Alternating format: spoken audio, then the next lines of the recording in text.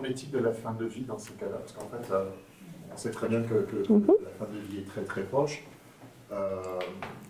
Ça voudrait-il dire que finalement la science sophrologique, par le fait de demander un effort supplémentaire, peut finalement à la fois peut-être apaiser, mais aussi accélérer la fin de vie? Donc en fin de vie, en soins palliatifs, c'est ça? Oui.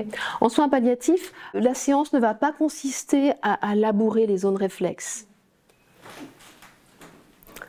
S'il y a des grosses douleurs, à ce moment-là, voilà, travailler un petit peu les zones musculaires, nerveuses pour diminuer les douleurs, tu vois, un petit peu sur le plan corporel.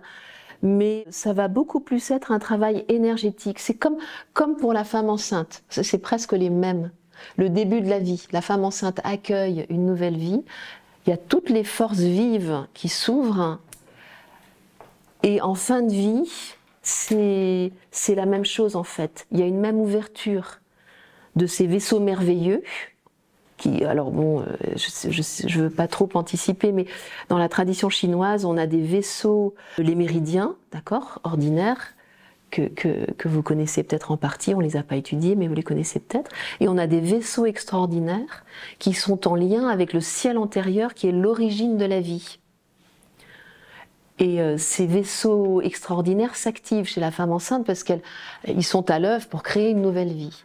Et en fin de vie, ils s'activent à nouveau parce qu'on rentre, on quitte ce ciel postérieur, on est sur le chemin de quitter ce monde des formes pour retourner vers le ciel antérieur, le monde du sans forme, selon la tradition chinoise. Et donc ces vaisseaux extraordinaires s'ouvrent. Quand ils s'ouvrent harmonieusement, ça donne une mort paisible, hein, et c'est ce qu'on souhaite à toute fin de vie, hein, dans toutes les traditions, mourir en paix, reposer en paix, hein, c'est la qualité d'être paisible est vraiment liée au passage, à ce passage de la mort et de l'au-delà. Quand on est au cœur de la vie, à 30 ans, qu'est-ce qu'il souhaite? Est-ce qu'il souhaite la paix? Des jeunes en bonne santé, est-ce que c'est notre ultimum d'être en paix? Non. Non. Quand on est en bonne santé, au cœur de la vie, la paix, c'est pas très intéressant. Hein. C'est plutôt, Donc ça, c'est vraiment une qualité qui relève de cette période-là. Et donc pour que ça se déroule en paix, ces vaisseaux extraordinaires ça doivent s'ouvrir, doivent circuler. Donc ça, c'est un travail plus énergétique, c'est pas un travail corporel.